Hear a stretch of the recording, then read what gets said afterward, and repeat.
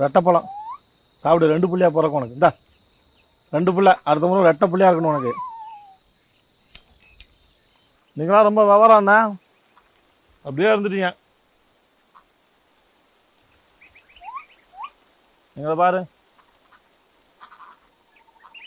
மனுஷ பல்ல மாதிரி சீப் போடுறோம். இனிமேலாம் ஊருக்குள்ள இருக்க முடியாது. என்ன மறுபடியும் கூட கேத்துவோங்க. உங்களுக்கு பெரிய ஆம்பளை யாரு? ஆ, நான் சொன்னா சரி, ஒரு கூட்டமே இருக்கு ஊருக்குள்ள. சொல்லுங்க, வந்து சேர்ந்துடும்.